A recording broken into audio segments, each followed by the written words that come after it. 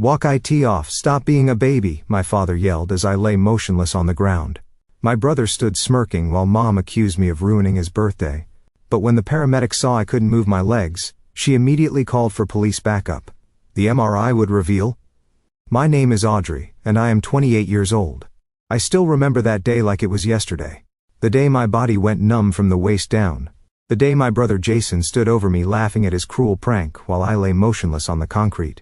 The day my father yelled, 'Walk it off, stop being a baby,' and my mother accused me of ruining Jason's birthday party. They had no idea that their dismissal of my pain would soon make them criminals. If you have ever had your suffering ignored by the people who should care the most, let me know where you are watching from. Hit that like and subscribe button, and stay for a story about the day my family's betrayal changed my life forever.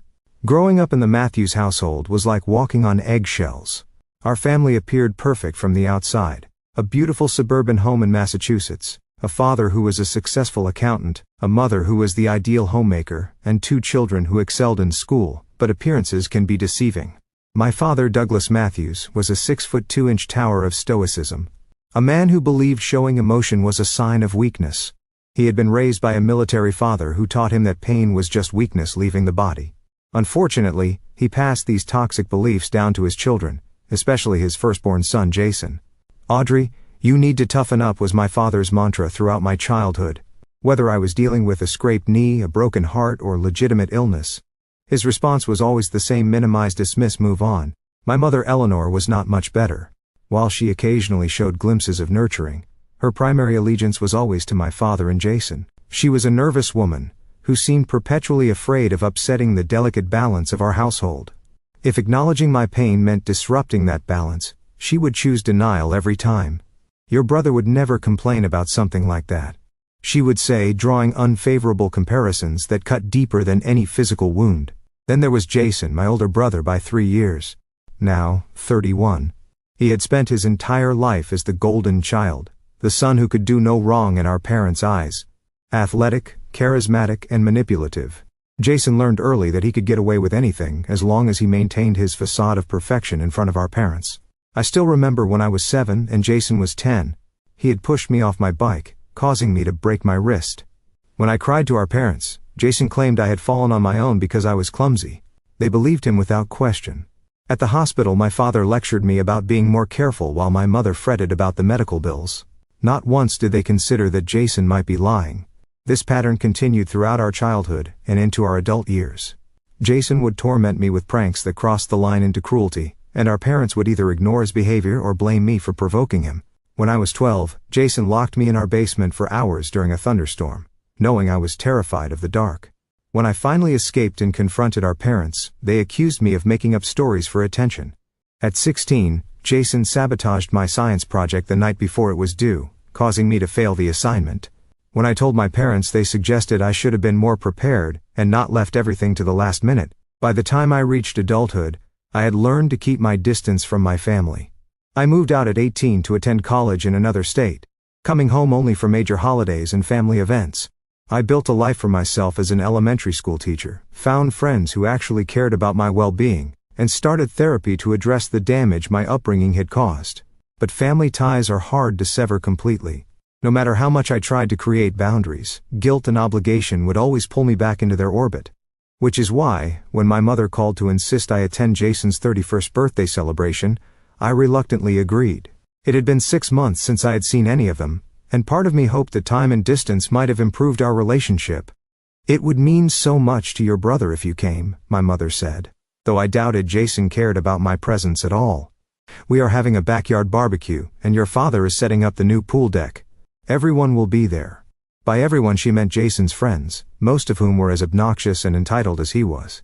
The thought of spending an afternoon with them made my stomach churn. But I had run out of excuses. "Fine, I will be there," I agreed, already regretting my decision. "Wonderful, and please dress nicely. You know how important appearances are to your father."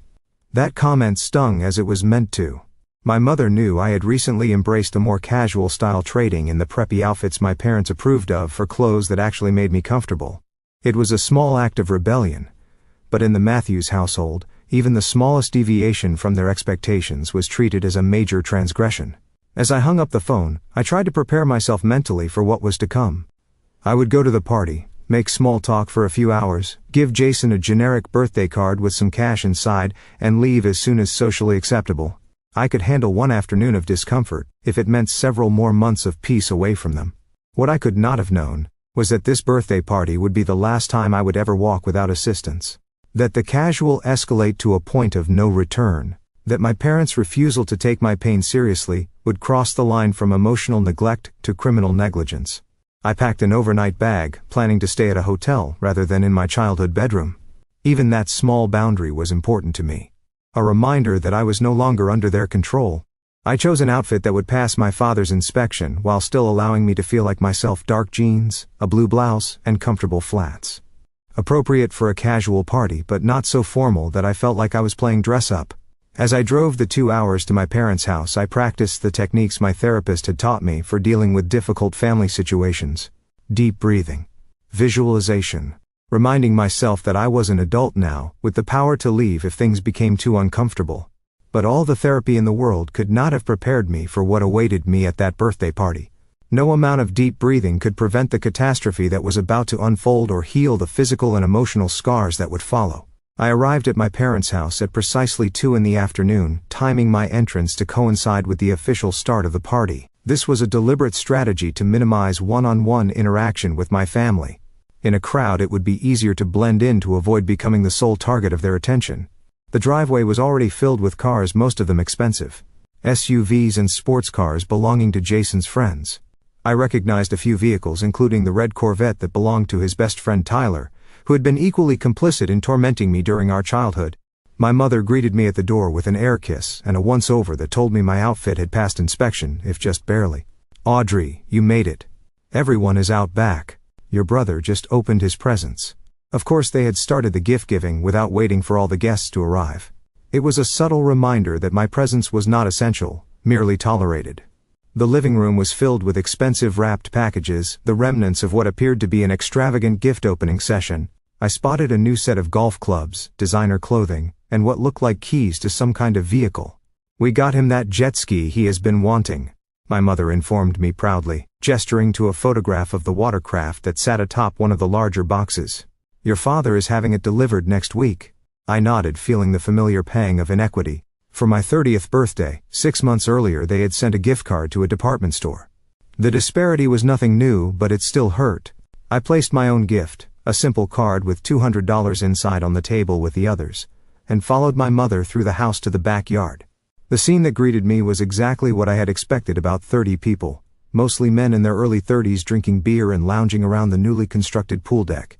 My father was playing host at the grill, flipping burgers and steaks, with the precision of someone who had spent a lifetime mastering the art of suburban masculinity. Jason was holding court near the pool, surrounded by his usual entourage. He had a beer in one hand, and was gesturing animatedly with the other. Likely regaling his friends with some exaggerated tale of his own importance. He had gained weight since I had last seen him, his once athletic frame now showing the effects of too many nights of heavy drinking and not enough exercise. When he spotted me, he broke away from his group and approached with the artificial enthusiasm of someone who feels obligated to acknowledge a distant acquaintance. "Little sis. You decided to grace us with your presence after all." His words were friendly enough, but the gleam in his eyes was anything but warm. He pulled me into a hug that was too tight, too aggressive, a physical reminder of the power dynamic that had defined our relationship for decades. "Happy birthday, Jason," I replied, extracting myself from his embrace as quickly as possible. "The place looks great. Dad spent a fortune on that new deck," he said, gesturing to the wooden structure that surrounded the in-ground pool. "Custom built. Brazilian hardwood cost him nearly $20,000. Again, the unspoken comparison hung in the air. Our parents would spare no expense for Jason's comfort and status, while my requests and needs had always been treated as burdensome impositions. I excused myself to get a drink, opting for water rather than alcohol. I knew from experience that I needed to keep my wits about and make me more vulnerable to their manipulation. For the next hour, I managed to avoid direct interaction with my family by engaging in polite conversation with some of the other guests.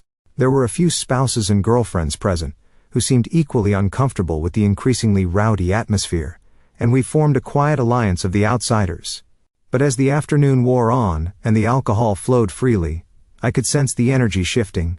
Jason and his friends became louder, their behavior more obnoxious. They started reminiscing about their high school days, swapping stories that invariably involved humiliating someone they deemed beneath them.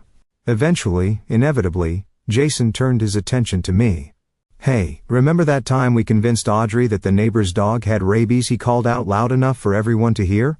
She was so scared she refused to go outside for a week. His friends laughed and I felt my cheeks burn with the familiar mixture of embarrassment and anger.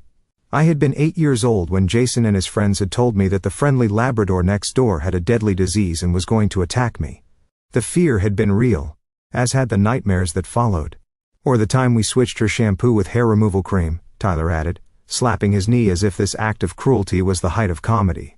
That particular prank had happened when I was 14. I had been forced to wear hats to school for weeks while my hair grew back in patches. My parents had told me to stop being so dramatic about it. I took a deep breath and started to gather my things. I had reached my limit and no obligation to family was worth subjecting myself to this kind of humiliation. But as I turned to leave, Jason intercepted me. "Leaving so soon? The party is just getting started." His words were slurred, his eyes unfocused. He was drunk, which always made him more unpredictable, more dangerous. "I have a long drive back," I said firmly, trying to step around him. But Jason blocked my path. "Come on, sis. Loosen up. Have a drink with us. For old time's sake." I knew this routine, the forced camaraderie that would inevitably lead to some form of public humiliation. I had fallen for it too many times in the past. "No thanks, Jason. I really need to go." His face hardened, the mask of friendliness slipping to reveal the cruelty beneath. Still the same uptight Audrey. Some things never change. I walked away, heading toward the sliding glass door that led back into the house. I just needed to grab my purse from the living room, say a quick goodbye to my parents, and I could escape this toxic environment. But fate, or perhaps Jason's malice, had other plans. To reach the house, I needed to cross a section of the new pool deck. As I stepped onto the wooden boards, I immediately sensed something was wrong. The surface felt strangely slick beneath my flats. I glanced down and noticed a slight sheen on the wood, almost imperceptible unless you were looking for it. In that moment I knew what was about to happen, but it was already too late to prevent it. My foot slid forward violently, throwing me off balance. I tried to catch myself, arms flailing, but the slipperiness was too complete, too deliberate. My other foot shot out from under me, and I felt my body falling backward. Time seemed to slow down. I could see Jason and his friends watching, their expressions, a mixture of anticipation and cruel amusement. I could see my father turning from the grill, my mother pausing in her conversation with another guest. And then came the impact, not with the wooden deck as I had expected, but with the concrete lip of the pool. My lower back and head struck simultaneously, a double blow that sent shooting paint up my spine and exploded like fireworks behind my eyes. I heard someone scream, and only later what I realized the sound had come from me. The world tilted and spun, colors blurring together as my vision swam in and out of focus. When things finally stabilized, I was lying flat on my back, staring up at the clear blue sky. The pain in my head was excruciating, but what terrified me more was what I could not feel anything below my waist. "Help," I gasped, my voice barely audible even to my own ears. The impact had knocked the wind out of me and I was struggling to breathe properly. "Please, help me. I cannot feel my legs." The first face that appeared in my field of vision was Jason's. He was looming over me. Into my horror, he was smiling. Nice, pratfalsus, very dramatic.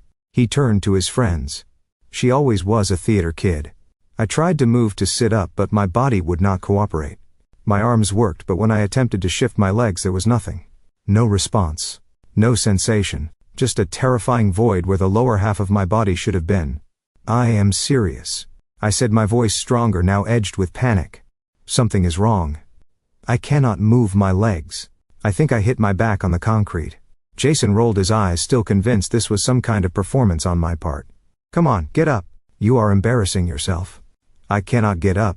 I was crying now, tears of pain and fear streaming down my face. "Please call an ambulance. I think I am really hurt." By this point a small crowd had gathered around me. I could see curiosity and discomfort on their faces, but no one was moving to help. They were taking their cues from Jason, assuming this was just another family drama playing out for their entertainment. My father pushed through the onlookers, his face set in a mask of irritation. "What is going on here, Audrey? Why are you on the ground?" "Dad," I sobbed, relief washing over me. Surely my father would take this seriously. I slipped and fell. I hit my back on the pool edge. I cannot feel my legs. I need to go to the hospital. I expected concern, urgency, immediate action. What I got instead was a dismissive scoff. For God's sake, Audrey, the deck is perfectly safe. I just had it installed by professionals. He gestured impatiently. Walk it off. Stop being a baby. You are making a scene at your brother's party. The words hit me like a physical blow. Even now, even when I was literally unable to move, my pain was being dismissed, my experience invalidated. Douglas. Maybe we should help her up, my mother suggested, appearing at his side. But her concern was not for my well-being. People are watching. I cannot get up. I repeated, my voice rising with desperation. I need an ambulance. Please, Mom, Dad, I am begging you. Something is seriously wrong. My mother knelt beside me. Her voice lowered to an angry whisper. Audrey Matthews. That is enough. You have always been jealous of your brother's attention. But this is taking things too far. You are ruining his birthday party with this performance. I could not believe what I was hearing. The pain in my back was intensifying, radiating outward in waves that made it difficult to concentrate. My head was throbbing where it had struck the concrete, and I was starting to feel nauseated. I think I am going to be sick, I moaned, turning my head to the side. She is probably drunk, I heard Jason tell someone. Classic Audrey cannot handle her alcohol. I had not had a single drink all day, but facts had never mattered in my family's narrative about me. The sun beating down on my face was making the nausea worse. I was sweating profusely, and a strange tingling sensation had started in my fingertips. I knew these were bad signs, possibly indicators of shock or internal bleeding. Please, I whispered, no longer having the energy to shout. I need help. My father had walked away, returning to the grill, as if nothing was happening. My mother was making excuses to the guests, telling them I had always been prone to episodes and that they should continue enjoying the party. Jason had lost interest entirely, moving back to his group of friends, who were now loudly discussing plans to take the new jet ski out the following weekend. I was alone, immobile in agony, surrounded by people who were choosing to ignore my suffering. The betrayal cut deeper than any physical pain ever could. Then from the edge of my fading consciousness, I heard a new voice. Firm, authoritative female. Excuse me, I am a nurse. Let me through, please. The crowd parted, and a woman I did not recognize knelt beside me. She had kind eyes and capable hands that immediately went to my wrist, checking my pulse. Hi there, I am Rachel. I work in the ER at Massachusetts General. Can you tell me your name? Audrey, I managed to say through chattering teeth. I was cold now, despite the summer heat. Okay, Audrey, I need you to stay very still. Can you tell me what happened? I explained about the fall, the impact with the pool edge, and the immediate loss of sensation in my legs. Rachel's expression remained neutral, but I could see concern in her eyes. She leaned closer and spoke quietly. I am going to check a few things, but I do not want you to move at all. Okay. She gently pressed her fingers against various points on my legs, asking if I could feel the pressure. I could not. She asked me to wiggle my toes. Nothing happened. I am calling an ambulance, she announced, pulling out her phone. She does not need an ambulance, my mother protested, suddenly reappearing. She just needs to get up and stop making a fuss. Rachel fixed my mother with a level stare. Ma'am, your daughter has signs consistent with a spinal cord injury. Moving her could cause permanent damage. She needs emergency medical attention immediately. For the first time, a flicker of real concern crossed my mother's face. Spinal cord injury. That is impossible. She just slipped. Falls are one of the most common causes of spinal injuries, Rachel replied, already dialing 911. And from what I can see, she hit the concrete edge quite hard. As Rachel spoke with the emergency dispatcher describing my condition and location, I saw my father approaching. His expression had shifted from annoyance to apprehension. What is all this about an ambulance? He demanded. Rachel, still on the phone, held up a hand to silence him. After giving the dispatcher the necessary information, she turned to address my father. Sir, your daughter has potentially suffered a serious spinal injury. The paramedics will be here in about 10 minutes. Until then, it is absolutely crucial that she not be moved. My father's face paled. For the first time, I think he was beginning to realize that this was not an act, not an attempt to steal attention or disrupt the party. This was real, and it was serious. How did this happen? He asked, looking around as if searching for someone to blame other than himself. Through the fog of pain and fear, I managed to speak. The deck was slippery, like it had oil or something on it. My father's eyes narrowed. That is ridiculous. I just had it sealed yesterday. It should not be slippery at all.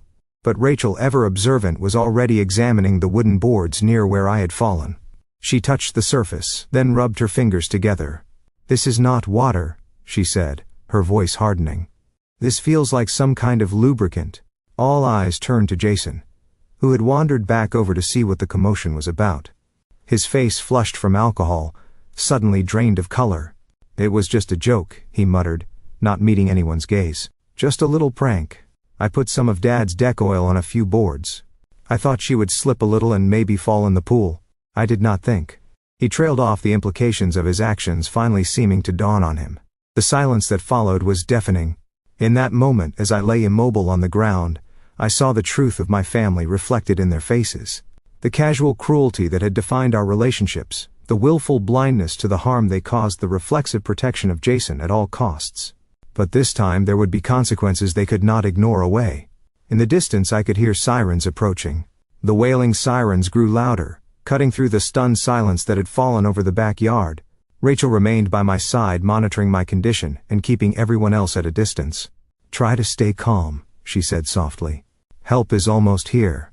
Just focus on your breathing." I was trying, but panic kept threatening to overwhelm me. The numbness in my lower body was terrifying, a void where sensations should be. Each breath sent new waves of pain through my back and head, and the nausea was intensifying. The party guests had begun to disperse, moving away from the scene of the accident, murmuring among themselves. Some were already leaving, not wanting to be involved in whatever was unfolding. Others watched from a distance, their expressions a mixture of morbid curiosity and discomfort. My mother hovered nearby, her earlier dismissiveness replaced by a nervous energy. She kept straightening her clothes, touching her hair, small gestures that betrayed her anxiety about how this would appear to others. "Do you really think this is necessary?" she asked Rachel. "Maybe we could just take her to urgent care ourselves." Rachel's response was firm. "Absolutely not. She needs proper immobilization and transport. Any improper movement could worsen a spinal injury." My father had gone to the front of the house to direct the paramedics. While Jason stood frozen several feet away, the reality of what he had done finally seeming to sink in. The paramedics arrived with remarkable efficiency. 2 women and a man in uniforms, wheeling a stretcher through the gate to the backyard. Rachel immediately briefed them on my condition and the circumstances of my fall. The lead paramedic, a woman named Sarah, according to her name tag, knelt beside me. "Hello, Audrey. I am Sarah. We are going to take good care of you. Can you tell me where the pain is worst?" "My lower back," I managed to say. "And my head. But I cannot feel anything below my waist." Sarah nodded, her expression professional but kind. "We are going to put a cervical collar on you to stabilize your neck, and then we will carefully log roll you onto a backboard. It is important that you do not try to help us move you. Okay. Just stay as still as possible." As they worked, Sarah asked questions about the fall, how it happened, and whether I had lost consciousness. Rachel filled in details about my vital signs and the initial assessment she had done. Then Sarah asked a question that changed everything. "Was the surface where you fell naturally slippery, or was there something on it that caused you to slip?" Before I could answer, Rachel spoke up. "There appears to be some kind of oil or lubricant on the deck boards. I believe it was placed there deliberately." Sarah paused in her work, looking up sharply. "Deliberately, can you elaborate on that?" Her brother admitted to putting deck oil on the boards as a prank, Rachel said, her voice level but with an undercurrent of anger. "He intended for her to slip." Sarah and the other paramedics exchanged glances.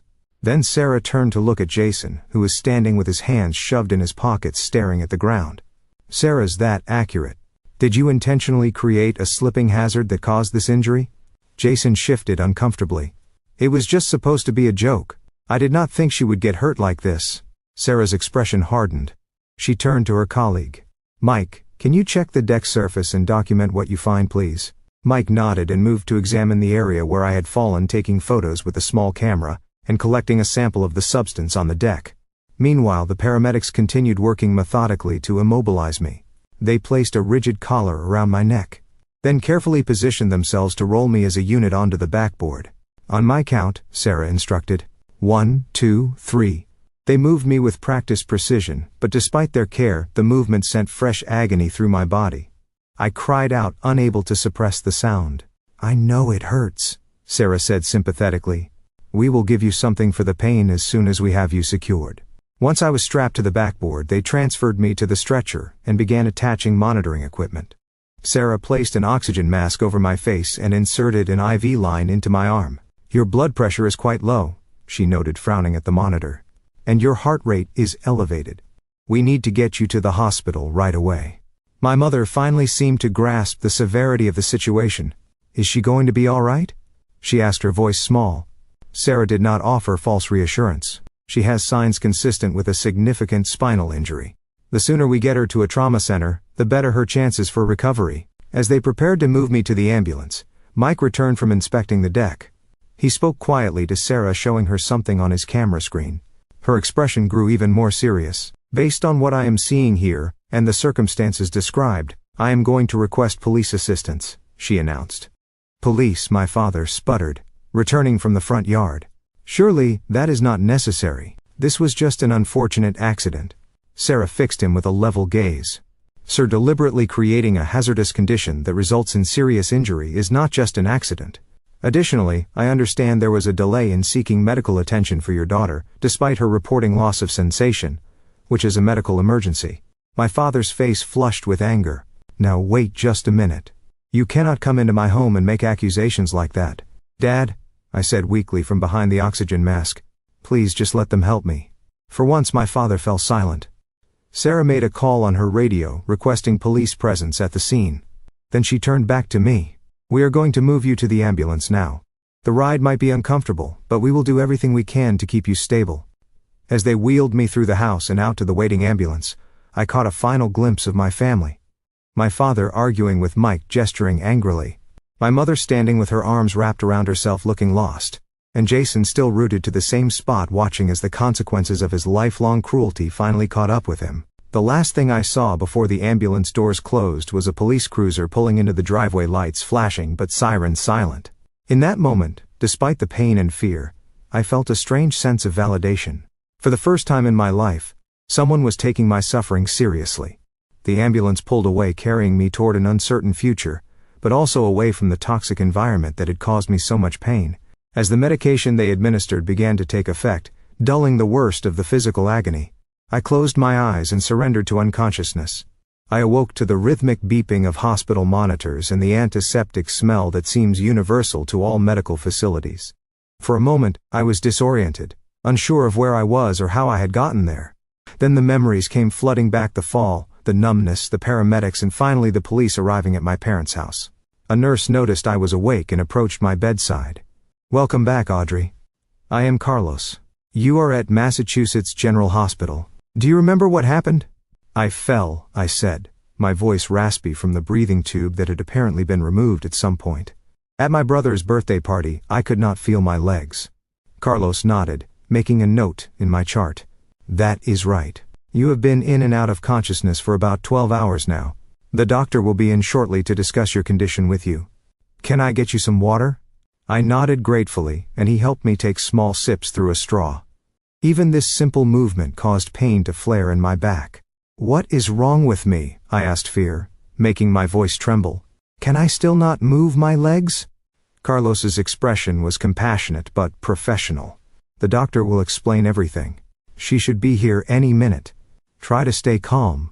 As if on cue, a woman in a white coat entered the room. She was in her 50s with silver-streaked hair pulled back in a neat bun. "Good morning, Audrey. I am Dr.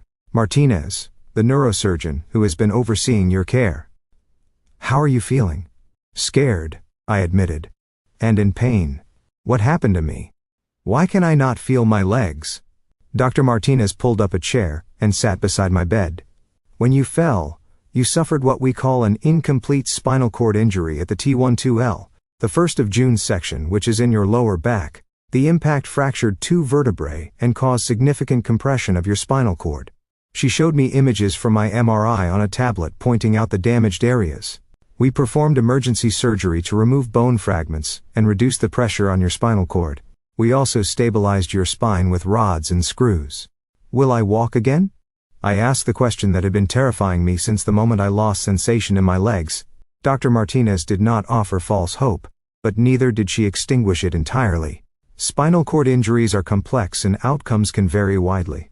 The fact that yours is an incomplete injury is actually positive news. It means the spinal cord was not completely severed. She continued explaining that over the coming weeks and months, we would get a clearer picture of how much function I might recover.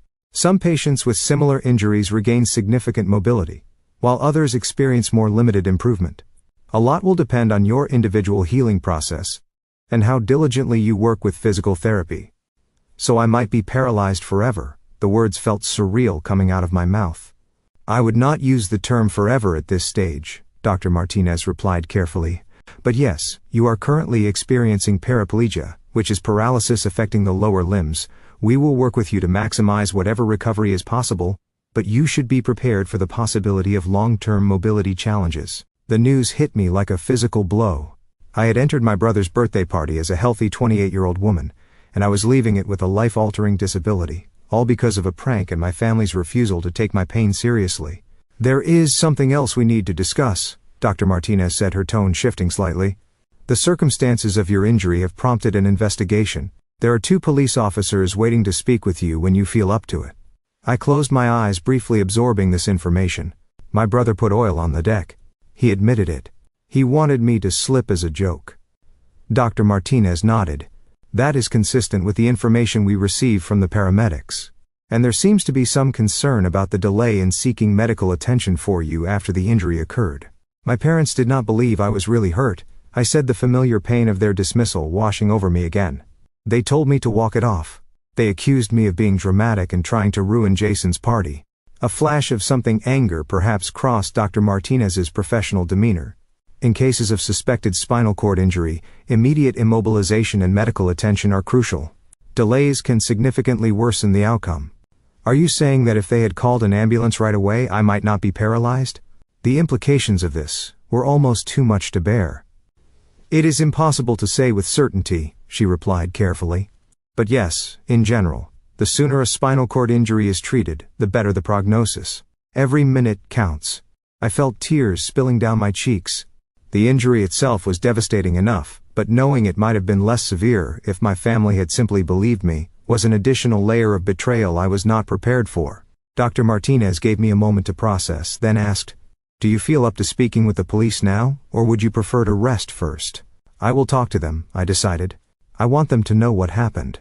She nodded and left to get the officers. Carlos stayed adjusting my position slightly to make me more comfortable and offering tissues for my tears. The police officers who entered were both women, which somehow made me feel safer. They introduced themselves as Detective Sullivan and Officer Chen, explaining that they were investigating the circumstances surrounding my injury. "We understand this is difficult," Detective Sullivan said. "But we need to ask you some questions about what happened yesterday." I recounted the events as clearly as I could remember them arriving at the party. Jason's certainly my family's response to my injury. "So to be clear," Detective Sullivan clarified, "after you fell and reported that you could not feel or move your legs, no one called for medical assistance." "Not until Rachel, the nurse who was at the party, intervened," I confirmed. "That was at least 15 or 20 minutes after my fall. My father told me to walk it off, and my mother accused me of trying to ruin Jason's birthday." Officer Chen, who had been taking notes, looked up. "And your brother admitted to putting oil on the deck?" "Yes, he said it was supposed to be a prank. He thought I would slip and fall into the pool. He did not think I would hit the concrete edge."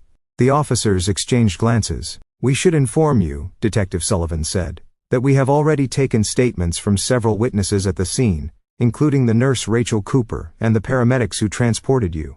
We have also collected evidence from the deck, which confirmed the presence of deck oil in the area where you fell." She paused before continuing.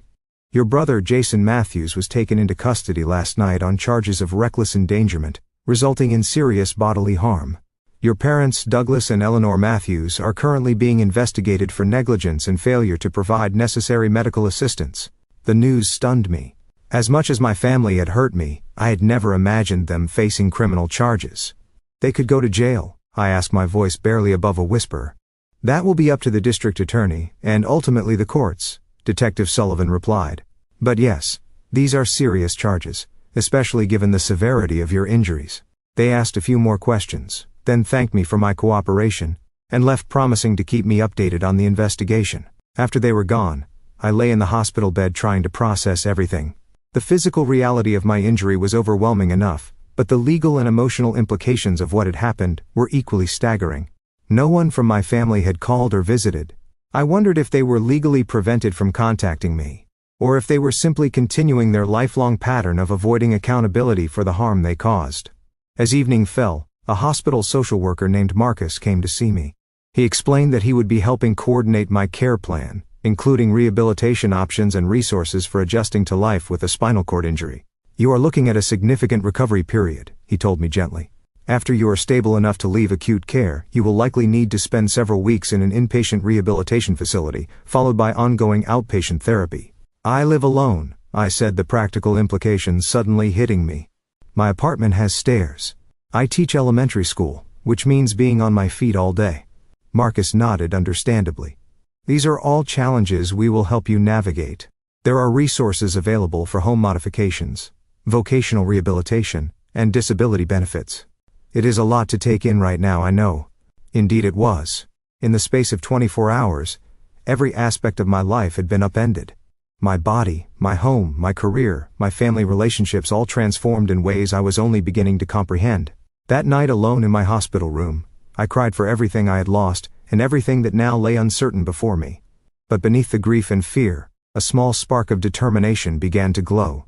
I had survived my family's lifelong emotional abuse. Somehow, I would survive this too. And for the first time, they would face consequences for their actions. The weeks following my injury passed in a blur of medical procedures, pain management, and the first tentative steps toward rehabilitation. I remained in the hospital for 14 days, during which time the full extent of my injury became clearer. Dr. Martinez explained that while the surgery had been successful in stabilizing my spine and relieving pressure on my spinal cord, there was significant damage that would take time to heal. "If it healed at all, you have what we call an Asia C classification," she told me during one of her daily visits. "This means you have preserved some motor function below the level of injury, but it is not strong enough to be functional. You also have some sensory preservation, which is a positive sign." I had begun to regain some sensation in my thighs and occasional tingling in my lower legs, which the medical team considered encouraging. However, I still had no voluntary movement below my knees and minimal strength in my hip and thigh muscles. The physical aspects of recovery were challenging enough, but the legal proceedings added another layer of complexity to my situation. 10 days after my injury, I received a visit from a woman named Laura Jensen, who introduced herself as an assistant district attorney. "The police investigation into your case has been completed," she informed me. "Based on the evidence collected and witness statements, we have filed formal charges against your brother and parents." Jason was facing a felony charge of reckless endangerment, resulting in serious bodily injury, which carried a potential sentence of up to 10 years in prison. My parents were charged with criminal negligence and failure to provide necessary medical assistance, which could result in up to 5 years of incarceration if they were convicted. "Of course, these are the maximum penalties," Laura explained. "Actual sentences would depend on many factors, including prior criminal history, which none of them have, and whether they accept responsibility by pleading guilty." She also informed me that I had the right to file a civil lawsuit against them for damages, regardless of the outcome of the criminal case. "Medical expenses for spinal cord injuries can run into the millions over a lifetime," she said. "Not to mention lost wages, pain and suffering, home modifications, specialized equipment and ongoing care needs." It was overwhelming to think about. Part of me wanted nothing more to do with my family, to simply cut all ties and focus on my recovery. But the practical reality was that I was facing enormous financial challenges as a result of their actions. Laura put me in touch with a personal injury attorney named Michael Greenberg, who specialized in spinal cord injury cases. He visited me in the hospital the following day, explaining the process of filing a civil suit and what I could reasonably expect. "Your case is strong," he told me, after reviewing the police reports and medical records. "The liability is clear, especially with your brother's admission that he deliberately created the hazardous condition. Your parents' homeowner's insurance will likely cover some damages, but for the full compensation you deserve, we would need to go after their personal assets as well." The thought made me uncomfortable. Despite everything, these were still my parents. But as Michael gently pointed out, my new reality would include extensive medical bills, potential lifelong care needs, and a significantly altered earning capacity. This is not about revenge, he assured me. It is about ensuring you have the resources you need to live as full and independent a life as possible. I agreed to let him file the lawsuit, a decision that felt both necessary and heartbreaking. Meanwhile, my physical recovery continued. After 2 weeks in acute care, I was transferred to a specialized spinal cord injury rehabilitation center. The facility was modern and well equipped with a team of physical therapists, occupational therapists, psychologists, and rehabilitation nurses, all focused on helping patients like me adjust to life after spinal cord injury. My primary physical therapist was a man named David, who combined unwavering optimism with pragmatic realism. Our goal is to maximize whatever return of function you experience, he explained during our first session. But equally important is learning to be as independent as possible with the function you have right now. The days at the rehabilitation center fell into a demanding routine. Mornings began with 2 hours of physical therapy focusing on strengthening the muscles that still functioned, and learning transfer techniques to move from bed to wheelchair and back again. Afternoons included occupational therapy, where I learned adaptive techniques for daily living activities, from dressing myself to cooking from a seated position. There were group sessions too, where I met other people with spinal cord injuries at various stages of recovery. Some had been injured years ago and returned periodically for tune-up therapy. Others were newly injured like me, still adjusting to the radical shift in their lives. One of these patients was a woman named Tara, who had sustained a similar injury in a car accident 2 years earlier. She used a combination of leg braces and forearm crutches to walk short distances, though she relied on a wheelchair for daily mobility. "It gets easier," she told me one evening during the patient dinner hour. "Not the physical stuff necessarily, though, that does improve with time. I mean, the emotional adjustment. Right now everything in your life is defined by your injury. Eventually it becomes just one aspect of who you are, not your entire identity." Her words gave me hope during the darkest moments when the future seemed impossibly bleak. There were days when I made progress, managing to stand between parallel bars with the support of leg braces, or experiencing new flickers of sensation in my feet. There were also setbacks, infections that delayed therapy, moments of despair, when the magnitude of what I had lost overwhelmed me. Throughout this time I received no contact from my family. My attorney informed me that they had been instructed by their legal counsel not to communicate with me directly due to the pending criminal and civil cases. Part of me was relieved. Another part felt the absence as yet another abandonment. Friends and colleagues from the elementary school where I taught stepped in to fill the void. They organized a rotation of visitors to break the monotony of hospital life, brought home-cooked meals to supplement the institutional food, and set up a fundraising campaign to help with expenses not covered by insurance. 3 months after my injury, the criminal cases against my family moved toward resolution. Jason accepted a plea deal admitting to felony reckless endangerment, in exchange for a 5-year sentence with 2 years to be served in prison and 3 on probation. My parents also took plea agreements, receiving 2 years of probation and 400 hours of community service each, along with mandatory counseling. The civil case took longer to resolve. Michael, my attorney, deposed each family member, collecting their sworn testimony about the events leading to my injury. The process was grueling but necessary, forcing them to acknowledge under oath the reality of what they had done. 6 months after filing the lawsuit, we reached a settlement. My parents' homeowners insurance paid out its maximum liability of $1 million. Additionally, my parents agreed to sell their house and liquidate a significant portion of their retirement savings to create a trust fund of an additional $2 million for my ongoing care needs. It was a substantial sum, enough to cover my immediate medical expenses, modifications to make my apartment accessible, and provide a financial cushion as I figured out what my professional future might look like. But no amount of money could restore what I had lost, both physically and emotionally. By the 8-month mark after my injury, I had made what my medical team considered remarkable progress. I had regained some function in my leg muscles, enough that with specialized braces and a walker, I could take short, labored steps. It was not true walking, not the easy, unconscious movement I had once taken for granted, but it was more than many with similar injuries ever achieved. I was discharged from inpatient rehabilitation, continuing with outpatient therapy 3 times a week. I moved back to my apartment, which had been modified with ramps, wider doorways, and an accessible bathroom. A part-time caregiver helped with tasks I could not yet manage independently. I also began the process of reimagining my professional life. While returning to classroom teaching did not seem feasible, The school district offered me a position as a curriculum specialist, a role I could perform largely from home with occasional visits to schools. Throughout this period of physical recovery and practical adjustment, I was also engaged in another kind of healing, working with a therapist named Claire, who specialized in trauma and family dynamics. What happened to you was not just a physical injury, Claire pointed out during one of our sessions. It was the culmination of a lifetime of emotional abuse and neglect. The paralysis in your legs is visible, but there are other invisible wounds that need healing too. With her guidance, I began to process not just the trauma of the injury itself, but the deeper patterns of family dysfunction that had made it possible. The constant invalidation of my experiences. The golden child and scapegoat dynamic between Jason and me. The way my parents had consistently prioritized appearances over my well-being. Your family failed you in the most fundamental way, Claire said.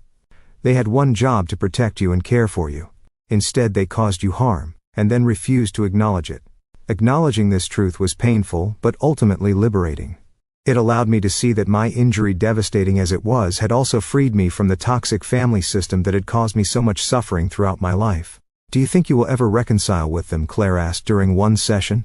I considered the question carefully. I do not know. Part of me thinks there is no coming back from this. Another part wonders if these legal consequences might finally force them to confront the reality of their behavior. Either way, she said, your healing does not depend on their acknowledgement or changes. It is something you do for yourself. And slowly, painstakingly, that is what I began to do. Heal. Not just my body but my sense of self. My understanding of what family should be, and what relationships I deserved in my life. As I approached the 1-year anniversary of my injury, I received an unexpected letter. It was from Jason, writing from prison. The envelope sat unopened on my kitchen table for 3 days before I found the courage to read it. Inside was a lengthy handwritten apology, the first genuine one I had ever received from my brother. He wrote about the therapy he was undergoing in prison, how he was finally confronting the person he had been and the harm he had caused. He made no excuses for his behavior, and asked for nothing in return, not even forgiveness. I understand if you never want to hear from me again, he wrote in conclusion. I would not blame you, but I wanted you to know that I am truly sorry for the pain I have caused you, not just on that day but throughout our lives. You deserved so much better. The letter left me with complicated feelings. It seemed sincere, but I was not ready to let Jason back into my life if I ever would be. Still, there was a certain closure in having my experiences finally acknowledged by someone who had been there. My parents never reached out directly, though I heard through mutual acquaintances that they had moved to Florida, starting over in a smaller house, with whatever assets they had managed to retain after the settlement. As for me, I was building a new life different from what I had planned, certainly more challenging in many ways, but also rich with new meanings and connections. The friends who had stood by me during my hospitalization became my chosen family. The disability advocacy community I had joined gave me a sense of purpose and belonging I had never experienced in my biological family, and somewhere along the way I discovered a resilience within myself that I had not known existed. A capacity not just to survive trauma but to find meaning and even growth in its aftermath. 2 years have passed since that fateful day at my brother's birthday party. 2 years since a cruel prank and a family's callous indifference changed the course of my life forever. 2 years of surgeries, rehabilitation, adaptation, and profound emotional work. My life today bears little resemblance to what it was before. I live in a different apartment now, a ground floor unit in a building with full accessibility features. I drive a car with hand controls. I work remotely, most days, though I visit schools several times a month to train teachers on the curriculum I have helped develop. Physically, I have made what my doctors consider remarkable progress. With leg braces and forearm crutches I can walk. I have regained sensation in about 60% of my lower body. Though it remains altered, sometimes manifesting as pins and needles or hypersensitivity, rather than normal feeling. There are good days and bad days. Days when I move with relative ease and almost forget the limitations of my body, and days when pain spasms or complications like urinary tract infections remind me forcefully of all that has changed. But the most significant healing has not been physical. It has been the internal journey from victim to survivor, from someone defined by what was done to her to someone who actively shapes her own story. 6 months ago, I became involved with a local advocacy group for spinal cord injury survivors, serving as a peer mentor for newly injured patients. Twice a week, I visit the same rehabilitation center where I once spent months relearning basic life skills. I sit with people who are where I was 2 years ago, consumed by grief and fear, uncertain if life can ever be good again. It does not get easier. I tell them, echoing what Tara once told me, but you get stronger, and you find new ways to define what matters. Through this work I met Thomas, a physical therapist, specializing in neurological injuries. Our professional relationship gradually evolved into friendship, and more recently into a tentative romance. He sees me for who I am, not defined by my disability but not ignoring it either. With him I am learning what healthy love feels like, built on a foundation of mutual respect and genuine care. As for my family, that chapter remains complicated. Jason was released from prison 4 months ago, having served his full 2-year sentence. He wrote to me again asking if we might meet someday, when I feel ready. I have not yet decided if such a meeting will ever be part of my healing journey. My parents remain in Florida, living their lives separate from mine. Occasionally I receive second-hand news about them through distant relatives. They have apparently told a sanitized version of events to their new community, painting themselves as devoted parents supporting their daughter through a tragic accident. The truth, as always in my family, has been reshaped to protect their image, but their narrative no longer has power over me. I have learned that my truth does not require their acknowledgement to be valid. My pain does not need their recognition to be real. This has been perhaps the most profound lesson of my journey, that validation must ultimately come from within. For someone raised to doubt her own experiences, to question her own pain, this realization has been revolutionary. I have also learned about the true meaning of family, that it is not necessarily defined by blood or legal ties, but by who shows up when you are at your most vulnerable, by who stays when staying gets difficult, by who sees your pain and responds with compassion rather than dismissal. My chosen family has grown over these 2 years. It includes Sarah, the paramedic who first recognized the seriousness of my injury and ensured I received proper care; Rachel, the nurse who intervened when no one else would; David, my physical therapist who pushed me to achieve more than I thought possible; Claire, who helped me navigate the emotional landscape of trauma and recovery; and now Thomas, who loves me, not despite my scars, but with full acknowledgement of how they have shaped me. Together, these connections have taught me what healthy attachment looks like. What it feels like to be believed, to be supported, to be valued simply for who I am, rather than for maintaining convenient appearances. Last month I completed my master's degree in educational psychology, specializing in trauma-informed teaching practices. Next fall I will begin a new position as a consultant for the school district, training educators to recognize and support children experiencing various forms of trauma, including family dysfunction. It feels like a way of honoring my own journey, while creating meaning from the pain I have experienced. Perhaps that is the ultimate form of healing, not erasing the wound but transforming it into something that serves a purpose greater than oneself. My paralysis will always be part of my story, as will the family dynamics that contributed to it, but neither defines the entirety of who I am or what my life can mean. Sometimes when I'm with Thomas or surrounded by friends laughing and fully present in the moment, I realize with the art that I am happy, not despite what happened, but in a way that incorporates it into a larger narrative of resilience and growth. Other times, usually late at night when pain keeps me awake, I still struggle with anger and grief for what was taken from me. The physical abilities I lost, the family relationships that, even if toxic, represented my primary attachments for 28 years, the sense of safety in the world that may never fully return. But even in those dark moments I am no longer alone with my pain. I have learned to reach out, to allow myself to be vulnerable with those who have earned my trust, to accept help without shame, to acknowledge my limitations without being defined by them. If there is wisdom to be gained from trauma, perhaps it is this: that our wounds shape us, but they need not determine us, that even the deepest betrayals can become catalysts for profound transformation, that sometimes it takes being broken to discover just how much strength we contain. I do not know what the future holds. My doctors say I may continue to see small improvements in function for up to 5 years post-injury, though the most significant gains typically occur in the first 2 years. I may walk more easily someday, or I may not. Either way, I will continue to build a life that accommodates my reality, while stretching the boundaries of what seems possible. What I do know is that I am no longer the woman who entered that birthday party 2 years ago, desperate for approval from people incapable of truly seeing me. I am someone new, forged in the crucible of trauma and recovery, stronger in the broken places, as Hemingway once wrote. More authentic, more compassionate, more aware of both my vulnerability and my power, and that perhaps is the most unexpected gift to emerge from this ordeal: the discovery of a self worth fighting for, worth believing, worth loving. If you are watching this and find yourself in a situation where your pain is dismissed, where your reality is denied by those who should protect you, please know that you deserve better. Your experiences are valid, Your suffering matters.